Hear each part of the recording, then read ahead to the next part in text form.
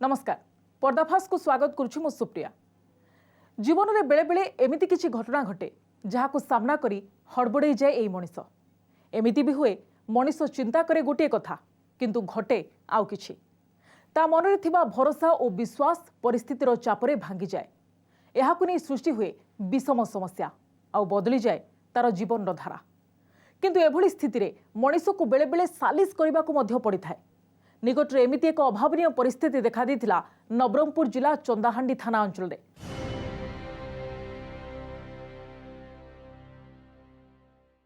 कथार अछि पति पत्नीर पवित्र संपर्क 7 जन्मर।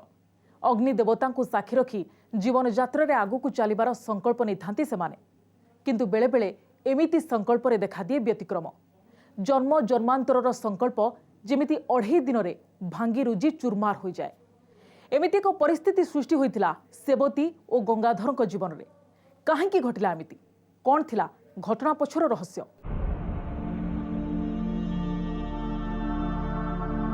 ताले ये तुम स्त्री जहाँ को तुम 3 मास तले विवाह करते नाटा कौन? सेवती। 3 मास तले पारिवारिक गंडगोल झगड़ा जाति किंबा तम द्वारा से निर्यातित होई नांदी तो ना सर, आम परिवार समस्त ताको बहुत भल पाते। आउ आमर आरेंज मैरेज होइतला सर। आमे उभय उभय को बहुत भल पाऊ। आम भितरे सेमति किछि भूल बुझामणा हाई नथला। ताले से घर छाड़ चली गले तमर आउ का सहित संपर्क अछि? एमिति कोन कहछन सर? मोर जदि अन्य कौन झील संगे संपर्क था ताले मु आपन पाखु आस्था कहीं देखो सर, मुझे बहुत भल पाए आ से भी मते बहुत भल पाए। ता छड़ा सी ता बाप घर जाइए आम घर नुहे। ओ ताहले तमे तम ससुर घर रह कौन बुझी पारलनी? घर जोई बड़ी ससुर घर रह नाई सर, मु मो घरे रहे। सेवती एठी नुआ नुआ बहुटा आमर चलनी अनुसार सी तार नित्यकर्म सारे एठी नुआ पानी मु भावुची से कारण ता देह खराब है। ओहो नुआ बोटा सकाळू केही न उठिया पूर्व निज नित्यकर्म शेष करिवो एटा कोन जरूरी थिला? ता छडा राति रे डेरी रे सोइबा और सकाळू शीघ्र उठिबा एटा ता पक्षे संभव न होई पारे। सेथिपई से जाइन सर। सुनन सर, से दिन थिला जून 21, 2016। हठात रेवती बापा आम घर को फोन कर कहले रेवती की नवा कारण एठी तार देह भल रहूला। सी एठी नुआ बो नुआ पानी और नुआ चलनी सहित आडजस्ट कर चली पार किंतु एथिरे मो बापा माँ राजी हेले कहीं बोटा 3 मास आसी जदि ता बाप घर को चली जाए ताले एठिकार लोक कौन कहे। किंतु एथिरे ता बापा जिद्दी धरी बसिले कहले मो झील जीव खाली एका जीवनी झील और जई की सांगे नापी से कहले 8-10 दिन झील घर रहा पर तम बहू को आम फेरई दे। अच्छा ताले तमे आ तम स्त्री निज ससुर घर को चली भल गल तापर बाप घरे 3-4 दिन चिकित्सा रहा पर से संपूर्ण रूपे सुस्थ हो जाता। से दिन था जुलाई 2 तारिख। आम सबुदिन भाई खाई पी हस खुशी शोवा गलु मत किंतु निद हो न।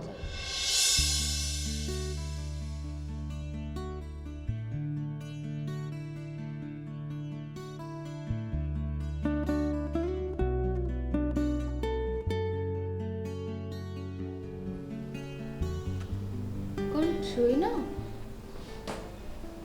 केमिति शोई निद हेले तो जगह तो तुमको अजଣା नहीं निद कहीं होनी केमिति निद हो इठी समस्त जना ही गले जे किंतु निद पे जहाँ दरकार सेटा मत एपर्यंत मिली। कौन निद टैबलेट दरकार होची?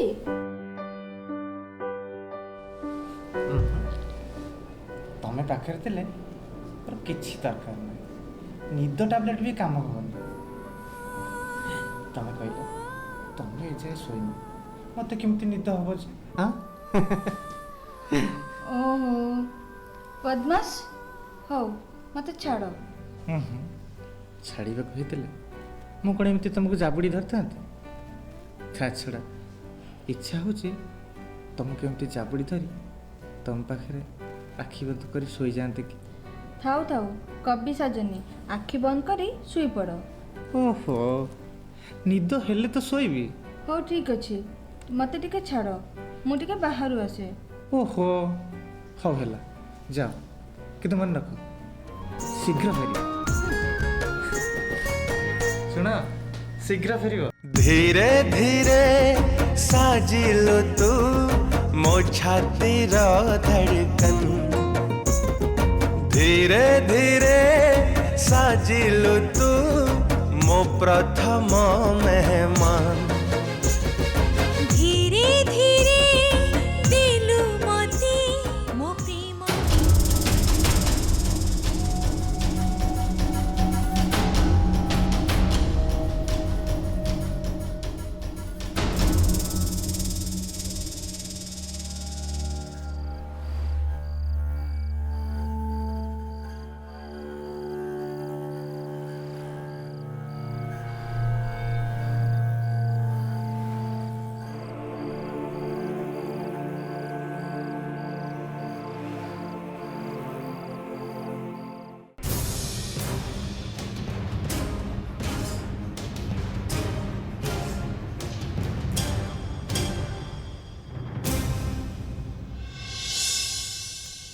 ଦେହ ମୋର ଆଉ ଭଲ ହବନି। ତମେ ନ ଆସିଲେ ଏ ଦେହ ଆଉ ଦେହ ହେଇ ରହିବନି, ପଥର ପାଲଟି ଯିବ। ତମେ ଛୁଇଁଦେଲେ ଏ ଦେହକୁ ଜୀବନ ଚାଲି ଆସିବ। ତମ ବିନା ଏ ଜୀବନ ଅଧୁରା। ତମ ଛୁଆଁରେ କି କିମିଆ ଅଛି ଯେ ଯାହାକୁ ପାଇବା ପାଇଁ ଏ ଦେହ ମନ ଉଚ୍ଛନ୍ନ ହେଉଛି। ତମେ ଆସ, ଦେଖିବ ମୁଁ କେମିତି ଉଠିକି ବସିବି, ନାଚିବି, ଗାଇବି। ତୁମକୁ ଆସିବା ପାଇଁ ପଡ଼ିବ। ତୁମେ ନ ଆସିଲେ ମୋତେ କିଛି ବି ଭଲ ଲାଗିବନି। ପ୍ଲିଜ୍, ତୁମକୁ ଆସିବା ପାଇଁ ପଡ଼ିବ।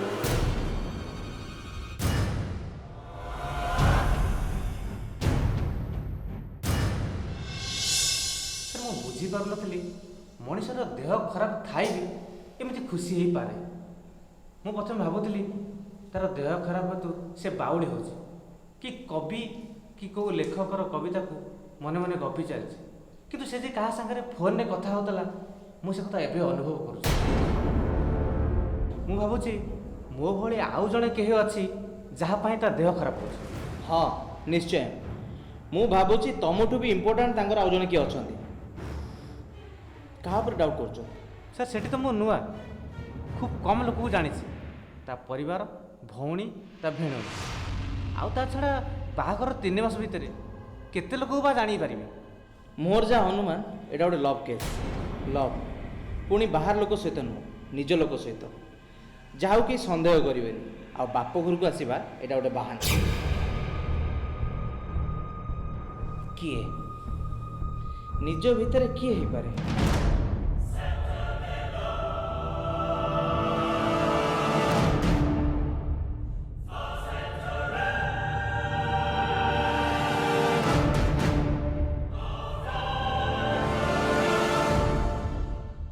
ଗଙ୍ଗାଧର ଓ ସେବତୀଙ୍କର ଏକ ନୂଆ ଜୀବନ ଆରମ୍ଭ ହେବା ପୂର୍ବରୁ ସେମାନଙ୍କ ସମ୍ପର୍କରେ ପୂର୍ଣ୍ଣଚ୍ଛେଦ ପଡ଼ିଯାଇଥିଲା। ଏଭଳି ସ୍ଥିତିରେ ବିଗିଡ଼ି ଯାଇଥିଲା ଗଙ୍ଗାଧରଙ୍କର ମାନସିକ ଅବସ୍ଥା। ସେବତୀ ବୈଦିକ ରୀତିରେ ଗଙ୍ଗାଧରଙ୍କୁ ବିବାହ କରିଥିଲେ ମଧ୍ୟ ଭୁଲି ପାରିନଥିଲେ ତାଙ୍କର ପ୍ରଥମ ପ୍ରେମକୁ। ପ୍ରଥମ ପ୍ରେମର ପ୍ରଥମ ପରଶ ସତେ ଯେମିତି ପାଗଳ କରିଦେଇଥିଲା ତାଙ୍କୁ।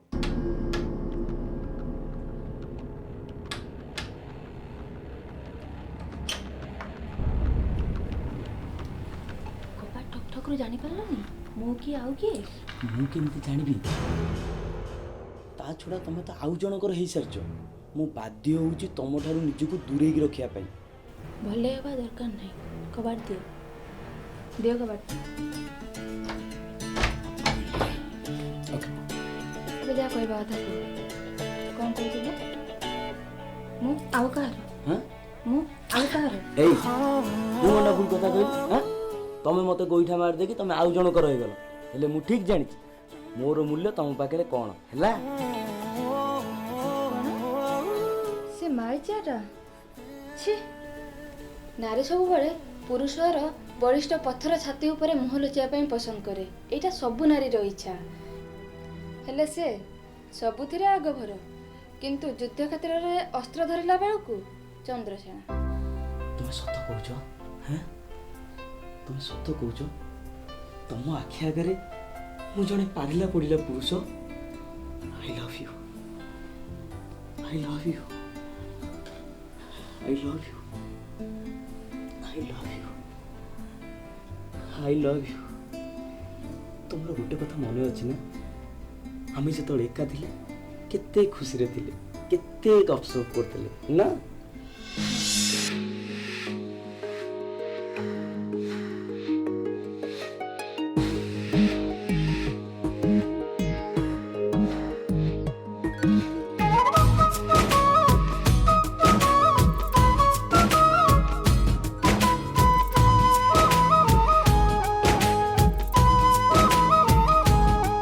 तोते खाली देखिबाकू आखि मागे मंजूरी स्वप्न चाहे तो निदरे करिबाकू हजूरी तोते खाली देखिबाकू आखि मागे मंजूरी स्वप्न चाहे तो निदरे करिबाकू हजूरी मन सारा महके तो प्रेम कस्तूरी संसार सारा गाना शायरी तुम सर सर सर गम बांसुरी संसार सारा गाना शायरी ଦେଖ ମୁଁ ସତ କହୁଛି, ମୁଁ ଏ ବନ୍ଧନ ଫାଶରୁ ମୁକୁଳିବାକୁ ଚାହୁଁନି ପ୍ରଶାନ୍ତ। ବରଂ ଏଇ ଫାଶରେ ସବୁବେଳେ ରହି ଖୁସି ହେବା ପାଇଁ ଚାହୁଁଛି। କିଏ ମନା କରୁଥିଲା କହିଲ? ତମ ବାପା ତ ତମ ଭଲ ପାଇବାକୁ ଗୋଡ଼ରେ ଆଡ଼େଇ ଦେଇ ସେ ଗଙ୍ଗା ସାଙ୍ଗରେ ତମର ବାହାଘର କରିଦେଲେ। ଆଉ କ'ଣ କହିଥିଲେ ତମର ମନେ ଅଛି? ତମ ବାପା କହିଥିଲେ କୁଆଡ଼େ ଗୋଟାଏ ଘରେ ଦୁଇଟା ଝିଅଙ୍କୁ ବାହା ଦେଲେ ସମାଜ କୁଆଡ଼େ ତାଙ୍କୁ ପ୍ରତିବାଦ କରିବ। ଅତୀତକୁ ଭୁଲି ଯାଅ। ମୁଁ ଏବେ ମୋ ବାପାଙ୍କର ନୁହଁ, ମୋ ମାଆର ନୁହଁ, ତମ ଭାଉଜର ଭଉଣୀ ବି ନୁହଁ। ମୋର ପରିଚୟ ଭିନ୍ନ, ମୁଁ ଆଉ କାହାର ସ୍ତ୍ରୀ। ଠିକ୍ ଅଛି, ହେଲେ ମୋ ମୁଣ୍ଡକୁ କିଛି ଆଇଡ଼ିଆ ଜୁଟୁନି। ସେମିତିରେ ତ ପ୍ରସ୍ତାବ ବି ପକାଇ ହେବନି ନା। ତୁମକୁ ପାଇବା ପାଇଁ ମୁଁ ଏଠିକି ଆସିଲି। ମୁଁ ବି ତୁମକୁ ବହୁତ ଭଲ ପାଏ, ହେଲେ କ'ଣ କରିବି? ତୁମକୁ ଏଇନା ନେଇକି ଯିବା ପାଇଁ କିଛି ବି ଅସୁବିଧା ନାହିଁ। ହେଲେ ପ୍ରୋବ୍ଲେମ୍, ହଉ ଯାହା ପ୍ରୋବ୍ଲେମ୍ ଆସୁଛି ଆସୁ।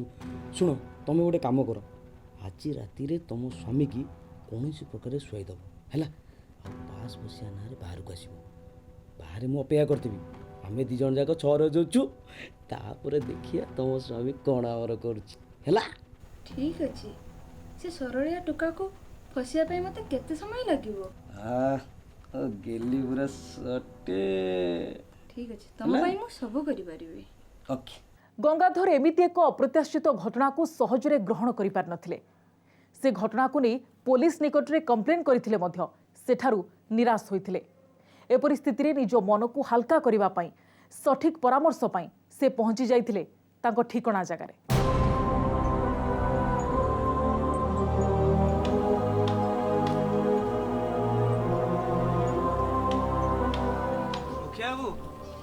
ମୁଖିଆ ବାବୁ ଘର ଅଛନ୍ତି?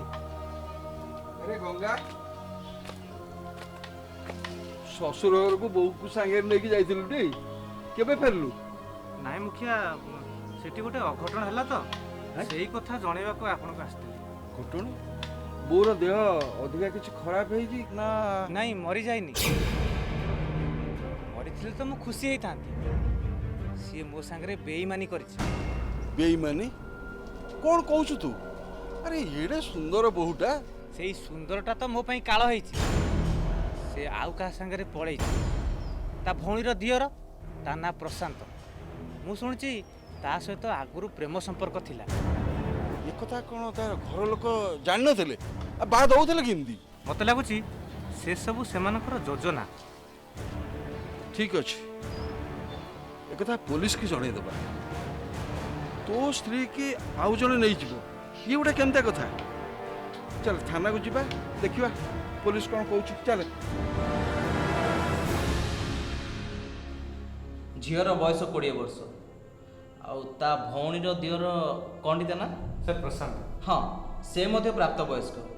ଆଚ୍ଛା, ଉଭୟଙ୍କୁ ଭଲ ପାଇ ଯଦି ଘର ଛାଡ଼ି ଚାଲିଗଲେ, ସେଥିରେ ତ ତମେ ଖୁସି ହେବା ଦରକାର। ସାର୍ ସେ ମୋ ସ୍ତ୍ରୀ। ୟେସ୍, ଯଦି ତମ ସ୍ତ୍ରୀ ତମର ନ ହୋଇ ଆଉ କାହାକୁ ଭଲ ପାଇ ଚାଲିଗଲା, ଏଥିରେ କ'ଣ ତମର ଇଜ୍ଜତ ଯାଉନି? ତମେ କ'ଣ ପ୍ରମାଣ କରିବାକୁ ଚାହୁଁଛ? ତାମାନେ ସାର୍ ଆପଣ କହିବାକୁ ଚାହାନ୍ତି ଯେ ପୋଲିସ ସେମାନଙ୍କର କିଛି କରିପାରିବନି, ଆଉ ସେମାନଙ୍କ ପାଇଁ ଆଇନ କାନୁନ କିଛି ନାହିଁ? ଅଛି। ଯଦି ତମ ସ୍ତ୍ରୀ ତମ ପାଖରେ ନ ରହିବାକୁ ଚାହେଁ, ସେଥିପାଇଁ କହୁଛି ମୁଖିଆ ବାବୁ, କଥାଟାକୁ ନ ଘାଣ୍ଟି ବରଂ କଥାଟା ସମାଧାନ କରିବାକୁ ଚେଷ୍ଟା କରନ୍ତୁ। ସେଥିରେ ସେମାନେ ବି ଭଲ ରହିବେ। ତା ଛଡ଼ା ତମେ ବି ତମ ଭବିଷ୍ୟତ ଆଉ କାହାକୁ ନେଇ ଗଢ଼ିପାରିବ। କଥା କ'ଣ କି, ଝିଅର ପରିବାର ଲୋକେ ତାକୁ ସପୋର୍ଟ କରୁଛନ୍ତି, ନଚେତ୍ ପ୍ରଶାନ୍ତର ଭାଇ ତା ସ୍ତ୍ରୀକୁ ଛାଡ଼ି ଦେଇପାରେ। ହଁ ଠିକ୍ କଥା। ଏଣୁ ମାରିଲେ ବ୍ରହ୍ମହତ୍ୟା, ତେଣୁ ମାରିଲେ ଗୋହତ୍ୟା। ଦେଖ ଗଙ୍ଗା, ତୁ ସେ ଝିଅକୁ ଭୁଲିଯା। ଆଉ ମୁଁ ବରଂ ତା ବାପାକୁ କହିବି, ବାହାଘର ବାବଦରେ ତୁ ଯେଉଁ ପଇସା ଖର୍ଚ୍ଚ କରୁଛୁ ତତେ ସେ ଦେଇଦେବୁ। ନା କ'ଣ ଭାବୁଛୁ? ମୋତେ ଟିକେ ଭାବିବାକୁ ସମୟ ଦିଅନ୍ତୁ।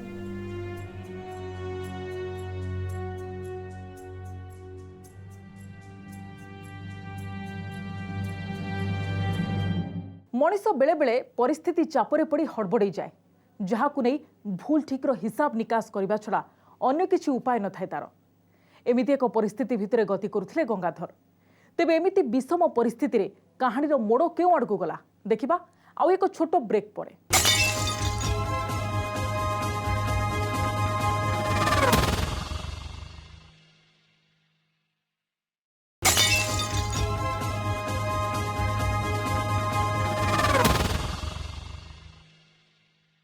ब्रेक पर पुणी थे स्वागत करुच्ची पर्दाफाश को।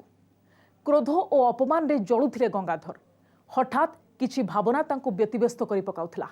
से व्यस्त विब्रत होई घटना को तर्जमा करुथिले मने मने।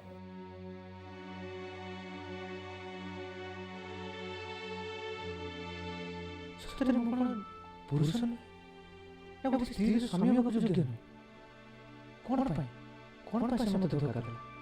प्रशांत पाई से तो मोर जने पुरुष एबिथि कोन भाव अछि मो पाखरे जोटा प्रशांत पाखरे अछि से माने स्वामी स्त्री संपर्क रे खुशी होती आ मो दुख पाउछि। मो किछि भूल करनी कि पाप करनी? मो जदि आकट करतांती तेबे केउ संपर्क करनी, केउ अधिकार नै ताको बाधा दैतांती।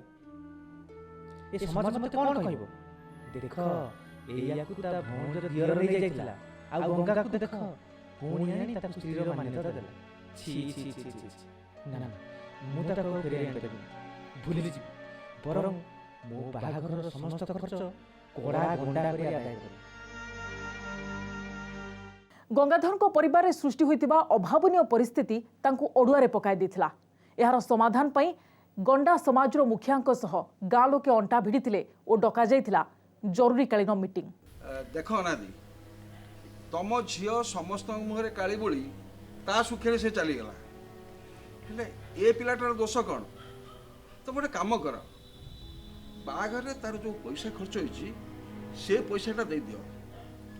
ता कथा सी बुझीब ना समस्त कौन कहूछ? हाँ हाँ हाँ ठीक कथा। से झील को घरे पुरेले लोक हसिबेनी। हिसाब किताब तो सब हो जाइए, सब कथा समस्ते जानिछंती। कथा बढ़ाई लाभ किछि नै, बरं ता प्राप्यटा ताकू दे दियो। आज्ञा प्राप्य तांकर केते होची कहउनांती? अरे मु कहबे कोन से कथा को तमे जानि न? आगुर तो कथा हो जाइए, तमे समस्ते जानिछ। तुम गोटे काम कर दियो, ताकू लाख टका ता प्राप्य दे दियो। न देई को आउ चारा अछि आज्ञा? हेले मुखिया बाबू एते गुडा टंका मु हठात जोगाड़ करि परिबेनी। 4 मास हला झियोटा बाहर करछि आज्ञा। मते मात्र मासे समय दियंतु, सबुतक टंका जोगाड़ करी मु तांको देई दे। से कथा तो मु कहि परिबि नै। अरे गंगा कोन कहूछु? से मासे समय मागुचंती। मु आउ कोन कहबी? जहा आपण माने कहबे। जहा तो मोर इज्जत मत गलानी गलानी, से कहू फेरिबो? ता छड़ा जदि मासे समय मागुछंती ताले तांको इज्जत रहू। पुणी थरे एइठी ଆପଣମାନଙ୍କ ଉପସ୍ଥିତିରେ ସେ ଦେବେ। ଠିକ୍ ଅଛି, ତୁମକୁ ମାସେ ସମୟ ଦିଆଗଲା। ଠିକ୍ ଏଇ ସମାଜରେ ତମେ ତାର ପ୍ରାପ୍ୟ ଦାଖଲ କରିବ। ଆଜ୍ଞା ଠିକ୍ ନା? ଆଜ୍ଞା ସମୟ ଗଡ଼ିବା ସହିତ ମିଟିଂରେ ହୋଇଥିବା ନିଷ୍ପତ୍ତିର କିଛି ଫଇସଲା ହୋଇନଥିଲା। ଏହାକୁ ନେଇ ଟେନସନରେ ଥିଲେ ଗଙ୍ଗାଧର। ଜୀବନରେ ଏମିତି ଅପଦସ୍ଥ ହେବାକୁ ପଡ଼ିବ ସେ କେବେ ବି କଳ୍ପନା କରିନଥିଲେ। ଆଚ୍ଛା, ଏବେ କ'ଣ କରିବା କୁହ? ଅନାଦି କହିବା ହିସାବରେ ମାସେ ହେଇଯାଇଛି। ଅନାଦି, ତମେ ଯେଉଁ ଲକ୍ଷେ ଟଙ୍କା ଦେବା କଥା ତମେ ଏଇଠି ଦାଖଲ କର। କ୍ଷମା କରିବେ ମୁଖ୍ୟ ବାବୁ, ମୋ ଜବାବ ଅନୁସାରେ ମୁଁ ସବୁତକ ପଇସା ଯୋଗାଡ଼ କରିପାରିବି। ମାନେ ତମେ ତ କହିଥିଲ ମାସକ ପରେ ଲକ୍ଷେ ଟଙ୍କା ଦେବି ବୋଲି, ଆଉ ବର୍ତ୍ତମାନ କ'ଣ କହୁଛ ମୁଁ ଦେଇପାରିବିନି? ଆଜ୍ଞା 65,000 ଟଙ୍କା ଯୋଗାଡ଼ କରିଛି, ଆଉ 35,000 ଟଙ୍କା ମୁଁ ପଛରେ ଦେଇଦେବି। ପରେଟା କେବେ? ଲକ୍ଷେ ଟଙ୍କା ଦବ ବୋଲି ମାସକ ତଳେ କହିଥିଲ ଟି? ତେବେ ଆଉ 35,000 ଟଙ୍କା କେବେ ଦବ କୁହ? ସେ ପରଟା କେବେ? ନାଇଁ କଥା କ'ଣ କି, ଅନାଦି ତା ଝିଅ ବାହାଘର ପାଇଁ ନିଜ ଶକ୍ତି ଅନୁସାରେ ଯେଉଁ ଯୌତୁକ ଦେଇଥିଲା ସେଇଟା ଫେରେଇ ଦେବା ଦରକାର କି ନାହିଁ? ନା କ'ଣ କହୁଛ ଭାଇମାନେ? ଓ ସେଇଥିପାଇଁ 35,000 ଟଙ୍କା କାଟିଦେଲ କ'ଣ ମନେ ମନେ? ମୋ ବାପା ତାଙ୍କ ଝିଅକୁ ଅଧବରି ଓଜନର ମଙ୍ଗଳସୂତ୍ରଟେ ମୁହଁ ଚାହା ବାବଦରେ ଦେଇଥିଲେ। ଆଜ୍ଞା ଆଜ୍ଞା ମୁଁ ସେଇଟା ଆଜ୍ଞା ଫେରେଇ ଦେଉଛି, ନିଅନ୍ତୁ। ଠିକ୍ ଅଛି ଗଙ୍ଗାଧର, ତମ ପରିବାର ସାଙ୍ଗରେ କଥା ହେଇକିରି ସେ ଯୌତୁକ ଜିନିଷ କେବେ ଫେରେଇବ ଏବଂ ତମର ସମାଧାନ ହେଇଗଲା ଏ ବାବଦରେ ଗୋଟେ ଲିଖିତ କାଗଜ ଥାନାରେ ଦାଖଲ କରିଦେବ, ହେଲା?